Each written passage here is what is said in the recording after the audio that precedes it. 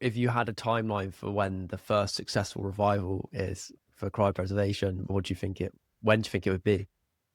Yeah, as a disclaimer, I don't know. So predictions are always easy or possible if it's like a linear, when you can predict something linear that you have seen.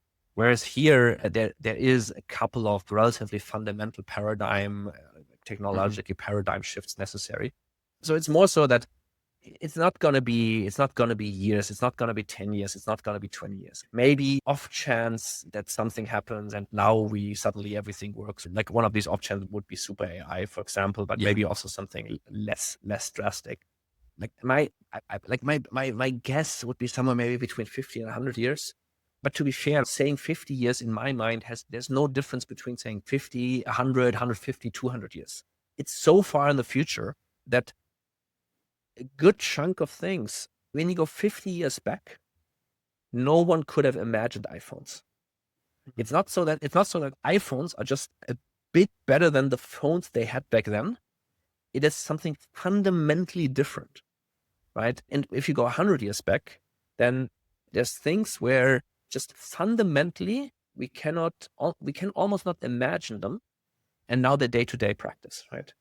MRIs and these types of things, right? And since a couple of those types of things are necessary for cryopreservation, there's a book by Robert Freyes, like a nanotechnology expert, it's a great book, not an easy read. It's like a 700-page long paper, basically, very detailed, who have written about, okay, how would cryopreservation revival work? How could we make this work with technology that we can currently imagine? If someone wants to dig super deep, that's definitely something I would recommend, where at least conceptually we have an understanding of how this might work. But of course, there's relatively advanced nanobots basically that would do things that we can imagine it, but we would not really know how to build them yet, or like we're not close to actually building them. So it's more where 100 years ago we could imagine flying to the moon, even though we didn't really, well, 100 or like whatever, how much do you want to go back in the time? It doesn't really matter. When you had in science fiction books back then, you had the idea, the concept, but of course it was far away from any shot of actually making it work. And I would say we're currently in that stage in cryopreservation, which would mean maybe somewhere between 100 and 50 and 100 years. But again, take this as highly speculative and definitely not something I would say has any strong fundamental backing. Well, yeah. But it's within the fundamental laws of physics, as far as we're aware. Like As far as revival we're aware, current. absolutely. And this is why so that, so sometimes people, when they want to, like, sometimes I talk to journalists and then they talk to someone who wants to critique it, right? And these people usually then say, this is not possible fundamentally. And sometimes I talk to the journalist and say, listen, like the other person has just made the strongest statement that I've ever made. I didn't make any strong statements here. Saying something is fundamentally not possible, you need pretty strong evidence to make that claim, right? Because again, planes 300 years ago were not imaginable. Yeah. Now they're day to day, right? So again, I'm not making any predictions of how fast this will go, but fundamentally, I'm not aware of anything why this should not work. As far as we currently understand, personality, identity, consciousness, all of that stuff is encoded in our brains, in the connections of the neurons, in the weights of those connections, potentially some internal computation of the cells. We actually recently published a paper where we asked 200 something neuroscientists, what are the parts that are required for memory?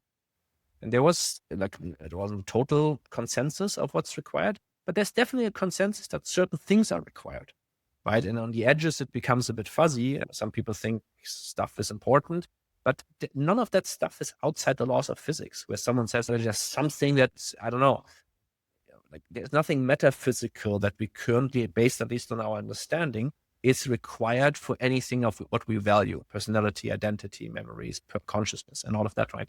And in a good cryopreservation, that stuff that we currently understand makes you and makes me, that stuff is being kept around. And then I would argue, for all intents and purposes, in theory, you are being kept around. Of course, this is an absolute oversimplification.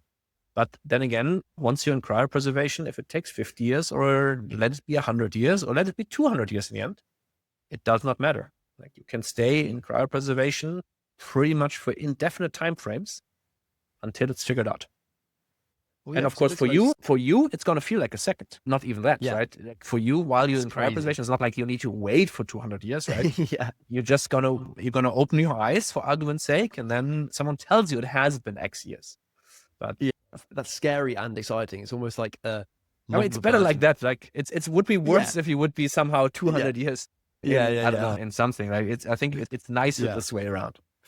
It's almost like be coming out, going under, then coming back out of general anesthesia, anesthetic. I think this Yeah. is the closest experience that you can currently have. Where I've never been under general anesthesia, so I don't speak Oh, really? yeah, I somehow avoided all hospitals, luckily, at least for anything more serious. Yeah. So so basically where you have these stories where people wake up from general anesthesia, right? And I ask the doctors, like, when are we starting? And the doctors, listen, 8 hours have passed, we're already done, right? Because you have no experience of time during it, Yeah. right? So There's literally, yeah. that's I think it would be the closest I think you can currently experience. Yeah, I've gone under it about a year and a half ago now for an ankle operation. And I remember them putting stuff in my arms, my heart rate was going up. And then I just like wake up like, oh, not like when it's time, but like it just woken up from like nothing. There's no dreaming, there's nothing. It was end of the memory, start of a new memory, nothing in between, which is quite scary, but also very cool. Totally. No, very scary. Absolutely. But it would be close to that, probably waking up from cryopreservation. Just that now years, decades, if not centuries have passed.